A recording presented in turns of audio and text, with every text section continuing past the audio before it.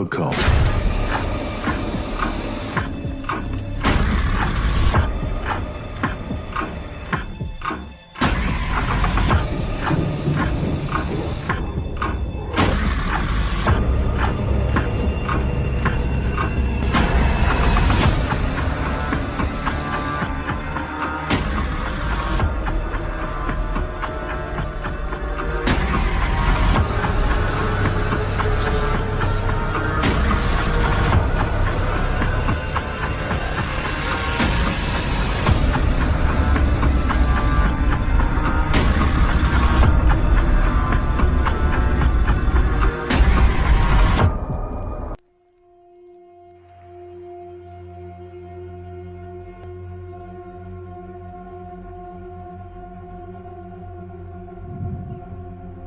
Malam yang tidak begitu gelap, rembulan sedikit memberikan cahayanya hingga membuat mata Meli mampu sedikit melihat keadaan di sekitarnya.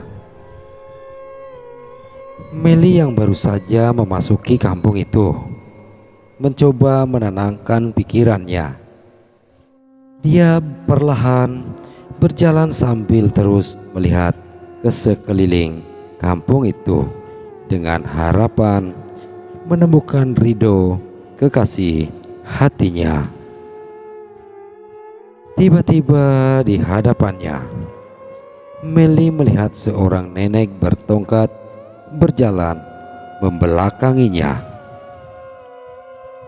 Badan Meli gemetaran. Nih nenek, manusia apa setan ya? Ya Tuhan, lindungilah hamba, gumam Meli. Lalu dia memberanikan dirinya untuk menyapa si nenek yang berjalan mendahulunya itu. Maaf Nek, saya mau nanya. Nenek lihat seorang pemuda masuk sini enggak Nek? Saya lagi mencarinya, tanya Meli. Gak usah kau cari, entar juga kamu bakalan ketemu. Karena setiap manusia yang masuk ke sini akan menjadi warga di sini untuk selamanya. Si nenek menjawab tanpa menoleh ke arah Meli. Nenek itu berjalan terus. Sejenak Meli terdiam. Dia bermaksud mau menanyakan kembali, tapi si nenek sudah tidak ada. Loh, kok tiba-tiba hilang? Aneh, kata Meli dalam hati. Apa maksudnya si nenek tadi ya? Duh, Ridho, lu kemana sih? Please ketemu dong. Lu bikin gue jadi ketakutan gini tahu, gumam Meli. Begitu lagi berjalan bagai maling yang mengendap-endap. Sesaat Meli melihat anak-anak yang bermain kelereng dan wanita yang lagi menyisir kutu di kepala teman wanita satunya lagi. Dia juga melihat wanita parubaya yang sedang menyapu. Sama persis dengan apa yang Diki lihat tadi. Aneh banget. Ini kan udah tengah malam, tapi mereka benar-benar sulit dimengerti, pikir Meli. Selagi diselimuti berbagai pertanyaan dalam benaknya, tiba-tiba Meli melihat seorang anak sedang memakan mentah daging kelinci. Mulutnya berlumuran darah. Meli terus melihatnya. Anak itu terdiam, kemudian menoleh ke arah Meli. Matanya melotot. Lidahnya menjulur keluar, giginya bertaring dan rambutnya gondrong acak-acakan. Perlahan Meli pun mundur. Meli menjerit ketakutan dan lari pontang-panting tanpa arah tujuan. Sesaat ia berhenti sambil melihat ke belakang. Takutnya anak itu mengejarnya, dan ternyata tidak. Namun begitu membalikan badan, nenek yang tadi ada lagi di hadapannya. "Nek, tunggu!" Meli berteriak menghampiri si nenek. Si nenek pun berhenti. Belum juga Meli ngomong, si nenek membalikan badan menghadap ke arah Meli. Kaget luar biasa. Meli melihat sosok nenek itu, matanya merah menyala dan mukanya rusak. Nenek itu kemudian ketawa ketiwi, cekikikan sambil mendekati Meli. Meli menjerit ketakutan. Dia hanya bisa memejamkan mata dan melipatkan tangan di dadanya. "Jangan ganggu aku, Nek. Aku gak salah apa-apa," ucap Meli memohon. Tiba-tiba sebuah tangan meraba pundak Meli. Meli menjerit. "Ini aku, Mel, Rido," ucap sebuah suara. Begitu Meli membuka matanya, ternyata benar Rido ada di hadapannya. Meli pun mendekap erat. "Ternyata kamu, sayang." "Iya, Mel. Kamu kenapa kesini? Ini tempat benar-benar angker," tanya Rido. "Aku nyusulin kamu. Aku khawatir sama kamu. Lagian kamu pakai masuk ke sini segala sih?" Meli balik bertanya. "Aku juga nggak tahu, Mel. Awalnya aku bermimpi. Begitu sadar, aku ada di tempat ini. Aku nggak tahu sama sekali. Maafkan aku, Mel, membuat kamu takut," jawab Rido. "Ya sudah, kita bahas di luar saja nanti. Yang penting kita harus segera keluar dari tempat ini. Ini tempat benar-benar menyeramkan." "Iya, Mel." Rido pun memegang tangan Meli dan mereka beranjak pergi mencari jalan keluar. Namun Meli seakan lupa dari mana tadi dia masuk. "Terus kita ke arah mana, Mel? Aku masuk ke sini kan gak sadar. Mungkin kamu lebih tahu," tanya Rido. "Aduh, Rido, kenapa ya aku lupa?" jawab Meli. Mereka pun berhenti sejenak. "Mau kemana kalian?" Tiba-tiba seorang bertanya dari belakang. Serentak Rido dan Meli membalikkan badan. Betapa kagetnya mereka. Terlihat sosok kakek tua dengan kepalanya yang hampir putus dan mukanya hancur sedang berada di depan mereka. Rido dan Meli berteriak, Siapa kamu?" Dengan tubuh gemetar, Rido bertanya. Sementara Meli ngumpet di belakang tubuh Rido, merasakan takut yang luar biasa. "Gak usah kalian tahu siapa aku.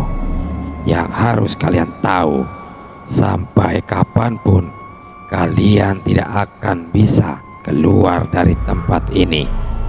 Kalian sudah menjadi warga di sini, jawab kakek itu. Ayo Mel, kita pergi. Rido dan Meli pun lari meninggalkan sosok kakek yang menyeramkan itu. Mereka terus berlari, namun anehnya, setelah sekian lama mereka berlari, mereka seakan merasakan masih ada di tempat itu saja. Aku capek banget. Istirahat dulu yuk. Meli berhenti, nafasnya ngos-ngosan. Kita terjebak Mel, gak bisa keluar. Padahal tempat ini kan gak begitu luas jika kita melihatnya dari luar tadi. Bahkan kita tak mampu melihat adanya pagar pembatas tempat ini. Tempat ini seakan tak ada ujungnya Mel. Aneh, kata Rido. Terus kita bagaimana nih? Aku gak mau tinggal di sini selamanya. Semoga saja Diki dan Laras kembali ke sini membawa orang yang mampu mengeluarkan kita, ucap Meli ketakutan. Selagi ngobrol, mereka melihat banyak sosok orang menyeramkan. Semua keluar dari pintu rumah, berjalan mendekati mereka berdua. Sosok tanpa kepala, muka kuda berbadan manusia, dan anak kecil yang sedari tadi bermain kelereng tiba-tiba berubah menjadi anak-anak yang sangat jelek. Mukanya seram semua. Semua mata melotot melihat ke arah mereka berdua. Aku takut, pekik Meli. Tenang sayang, kita harus mengalahkan rasa takut ini. Kamu harus tetap pegang erat tanganku supaya kita tetap bersama. Bacalah doa semampumu yang kamu tahu, ucap Rido menenangkan.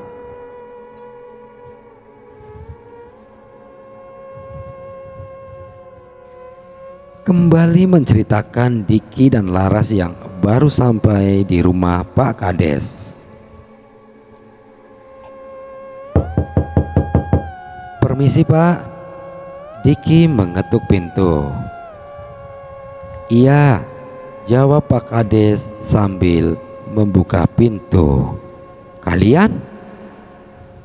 Iya Pak, tolong teman kami Pak. Tanpa basa-basi, Diki langsung minta tolong. Memang kenapa dengan teman kalian? Tanya Pak Kades heran. Kedua teman kami masuk ke hutan yang dibatasi pagar itu Pak, jawab Diki. Waduh, Bapak kan sudah peringatkan jangan masuk ke tempat itu, kata Pak Kades. Gak tahu Pak, teman kami seakan ada yang menuntun masuk ke sana, jawab Diki. Jalan satu-satunya kalian harus menemui kuncen gunung ini, kata Pak Kades memberi solusi. Di mana Pak tempat kuncen itu? Tanya Diki. Di ujung desa ini, di sana ada rumah satu-satunya di tengah sawah, pas jalan di kaki gunung yang kalian lewati tadi. Namanya Ki Surya, terang Pak Kades. Oh iya Pak, terima kasih. Kita akan segera ke sana, jawab Diki. Ya sudah, semoga kalian berhasil, pungkas Pak Kades. Mereka pun pergi terburu-buru. Setelah terus melihat, mencari-cari, akhirnya ketemu juga rumah kuncen itu. Sepi banget ya, Laras bergumam. Jelas sepi lah, jam kan sudah jam 3 subuh. Orang belum ada yang bangun, jawab Diki. Tuh, kayaknya rumah kuncen itu. Ayo Ras, kata Diki sambil menunjuk ke sebuah rumah. Tiba di depan pintu, Diki pun mengetuknya. Beberapa lama kemudian, akhirnya ada yang membukanya. seorang kakek tua. "Siapa ya?" kakek itu menyapa. "Maaf, apa benar ini rumahnya Ki Surya?" tanya Diki. "Iya benar, saya sendiri," jawab kakek itu, yang ternyata adalah Ki Surya. "Kita pendaki gunung, Ki. Kami mengadakan camping di puncak. Kami mau minta pertolongan," jawab Diki langsung pada pokok masalahnya. "Masuk kalian, kita ngobrol di dalam saja," ajak Ki Surya. Mereka pun masuk ke rumahnya. "Pertolongan apa yang kalian maksud?" tanya Ki Surya. "Kedua teman kami masuk ke hutan yang dipagar itu, Ki. Tolong kami," jawab Diki. "Apa?" Ki Surya terbelalak mendengar ucapan Diki. "Kalian benar-benar ceroboh. Apa kalian sudah minta izin ke warga desa? Mungkin mereka sudah ngasih wejangan sebelum kalian ke sana?" tanya Ki Surya. "Iya, Ki. Kami sudah menemui Pak Kades. Beliau pun memang sudah wanti-wanti untuk tidak masuk ke situ. Tapi entah bagaimana teman kami seperti nggak sadar masuk ke sana, seperti ditarik sesuatu kekuatan," jawab Diki. Sejenak Ki Surya termenung. Hanya satu yang bisa menolong mereka. Namun itu sulit dilakukan. Jika gagal, maka temanmu akan selamanya tinggal di sana, kata Ki Surya. "Apa, Ki?" tanya Diki. "Sebentar," kata Ki Surya. Dia lalu masuk ke kamarnya dan kembali lagi. "Kalian harus membawa kambing sebagai tumbal dan kalungkan ini," kata Ki Surya sambil memberikan sebuah kalung. "Tapi ingat, waktu kalian tidak banyak. Kalian hanya punya waktu sebelum matahari terbit. Jika matahari sudah terbit dan kalian belum bisa melakukannya, maka mereka tak akan bisa keluar," kata Ki Surya. "Segeralah kalian pergi sebelum terlambat," sambungnya. "Iya, Ki, kami akan berusaha. Kami pamit dulu ya, Ki. Terima kasih sudah membantu," jawab Diki sambil berpamitan. "Iya, sama-sama. Semoga kalian berhasil ya," jawab Ki Surya. Diki dan Laras pun menyisir desa mencari kandang kambing. Sambil terus melihat jam tangannya, Diki berjalan lirik sini dan lirik sana. "Duh, kita akan berhasil menyelamatkan mereka enggak ya?" Laras bertanya. "Gak tahu, Ras. Ini udah hampir jam 5 pagi dan kita belum dapat juga kambingnya," jawab Diki. "Alhamdulillah. Tuh, kayaknya kandang kambing, Dik." Laras menunjukkan sebuah kandang di depan pekarangan rumah warga. "Iya, Ras. Kita coba ke sana yuk," jawab Diki. Setelah benar-benar yakin itu kandang kambing, Diki dan Laras pun menghampiri rumah yang dikira pemiliknya itu.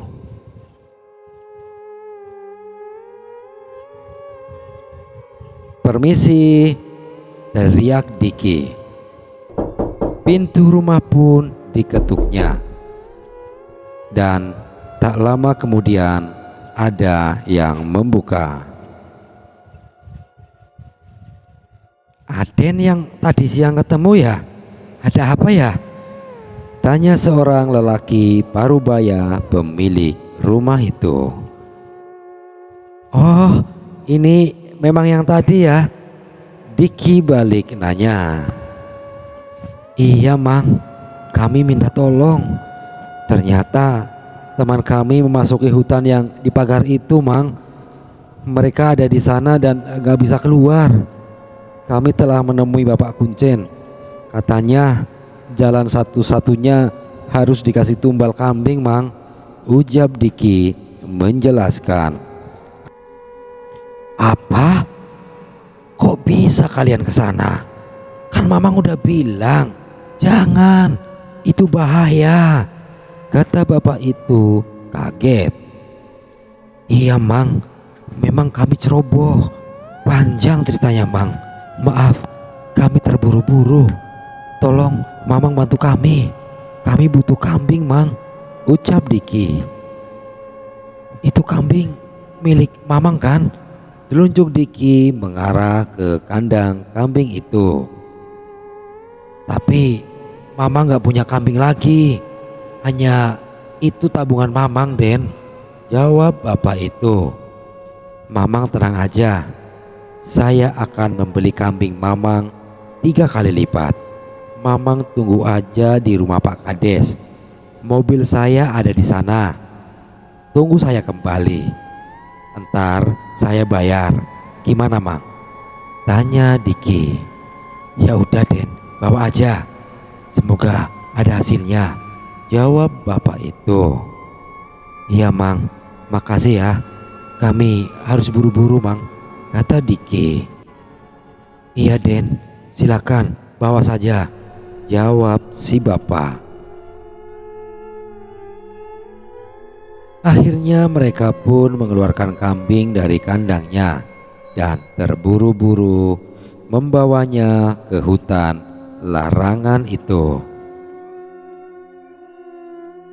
Selama di perjalanan, rasa capek yang mereka rasakan tidak menghalangi semangat untuk menolong teman mereka. "Aduh Ras, udah hampir jam 6 pagi. Sementara kita masih di sini. Gimana nih?" kata Diki sambil menarik kambing. Diki dan Laras terus berlari. Laras benar-benar merasakan capek yang luar biasa karena naik setengah lari di tanjakan terus menerus. "Aku capek Dik, aku gak kuat," keluh Laras. "Ayo sayang, kasihan Meli dan Rido. Kita harus selamatkan mereka. Mereka teman baik kita," kata Diki menyemangati. "Iya Dik, aku tahu. Tapi tenagaku udah habis," jawab Laras seraya berhenti dengan nafas yang ngos-ngosan. "Ya udah, kamu jalan pelan-pelan aja. Ikuti aku dari belakang. Biar aku jalan agak cepetan. Setelah sampai di sana, kamu tunggu aku di tenda dan beresin semua barang kita. Nanti aku ke sana. Doakan aja agar aku bisa bawa pulang mereka berdua," kata Diki. "Ya sudah, gak apa-apa. Aku sendiri aja. Nanti aku tunggu kamu di tenda," jawab Laras. "Jaga dirimu baik-baik ya," kata Diki. "Iya sayang, semoga berhasil," jawab Laras. Akhirnya Diki meninggalkan Laras yang berjalan pelan karena merasa kecapean yang luar biasa. Tepat jam 6 pagi, Diki baru sampai di depan pagar hutan itu. Tanpa menunggu lagi, Diki lalu memasangkan kalung pemberian kuncen itu di leher kambing itu dan mengiringnya masuk ke pintu pagar. Kambing itu pun masuk. Dengan harap-harap cemas di luar pagar, Diki menunggu hasilnya. Ajaib. Di dalam hutan kini terlihat Rido lagi memeluk Meli yang pingsan. Mereka dikelilingi oleh makhluk-makhluk yang aneh. Tubuh Rido menggigil, merasakan takut yang luar biasa. Dia tak bisa lari meninggalkan Meli yang sedari tadi pingsan karena takut. Di sana juga terlihat sosok wanita aneh. Lidahnya menjulur panjang, matanya hampir keluar, rambutnya tak teratur dan mukanya yang rusak. Sosok itu maju mendekati Rido sambil tertawa cekikikan. Kalian akan mati pelan-pelan. Jasadmu akan membusuk di sini dan roh kalian akan menemani kami di sini untuk selamanya. Hahaha, kata sosok menyeramkan itu. Wanita itu berkata cempreng tidak jelas sambil tertawa. Rido tak bisa berkata apa-apa. Dia hanya merasakan takut yang luar biasa. Tiba-tiba datang seorang kakek yang kepalanya hampir putus dan bermuka hancur. Dia menghampiri Rido sambil membawa daun yang ditekuk berisi darah. Minumlah, kata kakek itu. Gak mau, itu darah. Pergi kalian, jangan ganggu kami, bekik Rido. Kakek itu lalu tertawa, memecahkan suasana. Pegang dia, aku akan paksa dia minum ini, kata si kakek. Kemudian puluhan makhluk aneh itu mendekati dan semakin dekat. Rido berteriak ketakutan. Berhenti kalian! Tiba-tiba saja ada yang berteriak dari belakang makhluk-makhluk itu. Semua menoleh, termasuk Rido. Ternyata yang berteriak itu adalah manusia berkepala kambing. Kalian jangan ganggu kedua manusia itu. Mereka temanku. Biarkan mereka berdua keluar dari sini, dan aku akan menggantikannya dengan kambing, kata sosok aneh itu. Sesaat semua berhenti. Tak lama setelahnya, semua makhluk aneh itu mendekati manusia berkepala kambing. Pergi dulu kalian, aku akan kembali setelah kedua manusia ini keluar. Aku janji, kata sosok manusia kambing itu. Sekejap, semua makhluk itu pun menghilang. Lalu manusia berkepala kambing itu pun mendekati Rido. Kamu jangan takut, aku akan menolongmu, ucapnya. Siapa kau? Rido malah bertanya. Aku datang karena temanmu yang minta, jawab sosok itu. Sejenak Rido teringat Diki dan Laras. Meli yang pingsan lalu ditepuk-tepuk pipinya oleh Rido. Bangun sayang, bangun. Dan dengan beberapa kali tepukan, akhirnya Meli sadar dan langsung berteriak ketika melihat manusia kambing itu. Pergi, aku takut.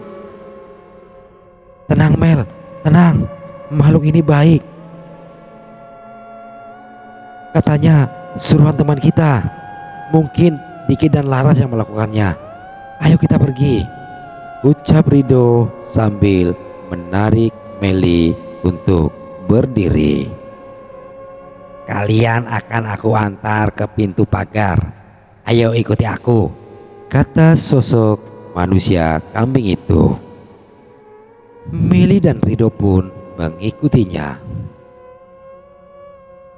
Selagi berjalan, Rido bertanya, "Maaf, kalau boleh tahu, ini tempat apa?" "Ini tempat pesugihan. Ini tempat membuang tumbal dari orang yang sudah memberikan janji pada setan. Orang musyrik yang ingin cepat kaya," jawab makhluk itu. "Makanya kalian ada harapan selamat karena kalian tidak terikat janji. Tapi dalam waktu sehari semalam, jika kalian masih di sini, maka kalian akan selamanya tinggal di sini," sambungnya. "Terus kamu siapa?" Rido bertanya kembali. "Aku adalah makhluk yang selalu bersama Ki Kuncen gunung ini," jawabnya. "Oh gitu ya," ucap Rido. Tidak lama kemudian mereka pun sampai. Ternyata benar, kini terlihat pintu pagar ke arah keluar. "Keluarlah kalian, temanmu menunggu di sana. Tapi sebelum kalian keluar, tolong bukakan kalung ini di leherku dan kembalikan pada pemiliknya."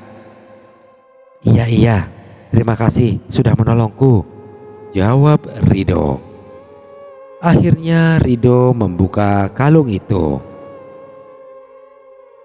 Sesaat setelah kalung itu dibuka, Rido dan Meli kaget luar biasa. Makhluk itu berubah menjadi kambing seutuhnya. Rido dan Meli pun keluar setengah berlari meninggalkan kambing itu. Diki yang sedari tadi menunggu cemas dan duduk di bawah pohon terkejut saat melihat Rido dan Meli keluar dari hutan itu. "Rido, Meli, kalian selamat. Alhamdulillah," teriaknya. "Makasih ya, Dik. Laras mana?" tanya Rido. "Mungkin sudah di tenda. Tadi aku tinggalkan dia di jalan karena takut gak keburu nolong kalian," jawab Diki. "Makasih ya, Dik. Kamu lebih mengutamakan keselamatan kami." Rido pun memeluk Diki. "Kamu memang sahabatku. Aku gak akan melupakan jasamu," ucap Rido. "Iya Do, sama-sama," jawab Diki. "Udah yuk, kita samperin Laras. Gak enak ninggalin dia sendiri." Meli mengajak Diki dan Rido. Mereka pun menuju tenda dan ternyata Laras sudah ada di sana. "Rido, Meli, alhamdulillah kalian selamat," bagi Laras sedih bercampur bahagia. "Iya Ras, makasih ya. Ini semua karena kalian berdua. Memang kalian sahabat kita yang paling baik." Meli pun memeluk Laras. "Ya udah, barang-barang udah saya beresin. Mending kita pulang mumpung masih pagi yuk," ucap Laras. Karena sudah diberesin, mereka pun pulang turun menuju desa. "Oh iya Dik, hampir lupa. Di dalam tadi aku ditolong manusia kambing dan dia nyuruh aku bukain kalungnya. Katanya kembalikan pada pemiliknya." Rido bicara sambil mengeluarkan sebuah kalung. "Ya ampun, itu kan kalau yang tadi Ras," ucap Diki. Laras pun melihatnya. Iya dik, ya udah, ntar kita kembalikan ke Kuncen. Memang dia pemiliknya. Oh ya, gimana cerita selama kalian di dalam? Tanya Laras. Ceritanya panjang Ras, ntar aja di mobil kita ceritain, jawab Rido. Tidak lama kemudian sampailah mereka di rumah Pak Kades. Terlihat Pak Kades sedang ngobrol dengan Pak petani yang punya kambing itu. Alhamdulillah kalian semua selamat, ucap Pak Kades menyambut kedatangan mereka. Iya Pak, alhamdulillah akhirnya kami bisa kembali ke sini lagi, jawab Diki. Oh iya Pak, tunggu ya, uang kami di dalam mobil, ucap Diki sambil mengambil uang dan kemudian membayar janjinya kepada Pak petani pemilik kambing itu. Makasih ya Pak atas bantuannya, ucap Diki. Iya Den, sama-sama, jawab Pak petani. Selagi istirahat, Diki bicara. Oh iya Dok, antar aku yuk, anterin kalung ini ke rumah Pak Kuncen. Biar Meli sama Laras yang di sini aja. Oke, ayo. Rido pun menganggukkan kepala. Mereka pun pamitan untuk mengembalikan kalung itu ke rumah Ki Surya. Sesampainya di rumah Ki Surya, Diki dan Rido pun mengucapkan banyak-banyak terima kasih kepada Kuncen itu dan memberikan sejumlah uang sebagai rasa terima kasihnya. Setelah itu mereka pulang kembali menuju Meli dan Laras di rumah Pak Kades. Setelah berpamitan kepada Pak Kades dan Pak petani itu, mereka pun kembali pulang ke Jakarta dengan segudang pengalaman yang tak akan pernah bisa mereka lupakan seumur hidupnya. Demikian cerita kali ini. Sekian dan terima kasih.